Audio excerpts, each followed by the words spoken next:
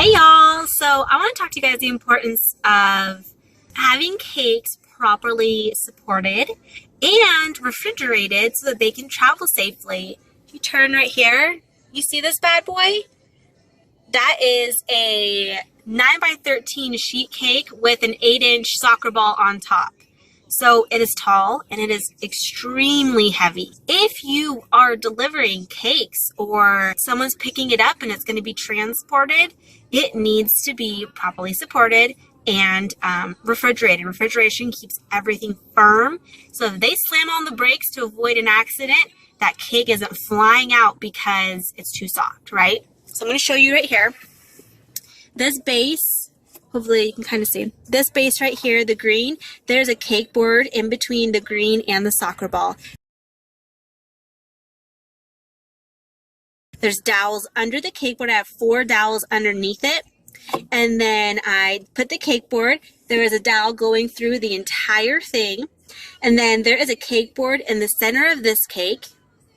There is supports in the bottom half of the soccer ball. This cake is supported really well. It's not going anywhere.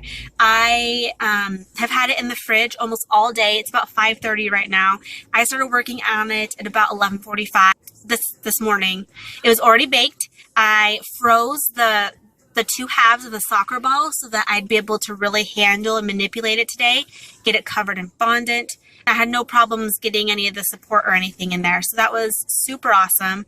The sheet cake was just at room temperature. I had it covered through the night, and I frosted it. That was the very first thing I did. I frosted everything this morning at around 11:45. Realized I forgot the right size cake box, so I put the covered soccer balls back into the freezer, so they had like their crumb coat on them. And then I came home and I did the sheet cake, and I kept that in the fridge because that needed to harden so that it could really hold everything, and that's going to be the base, and so I really needed it to be firm so nothing was going to happen. And then after doing the soccer ball, which was a lot of back and forth between frosting, putting the dowels in, putting the board on, getting everything even, and then getting it covered in fondant, it was a lot of back and forth between my counter and the freezer, just because I needed it to stay firm so I didn't get like bumps or lumps or anything weird.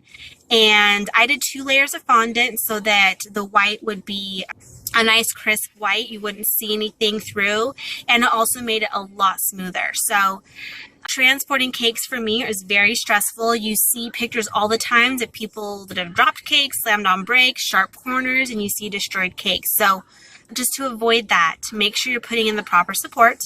But on the flip side, over supporting it can also cause problems because then the cake will start to fall apart. So get online, get a guide, see how many supports you should have in your cake. I had 4 in the bottom, 3 in the middle.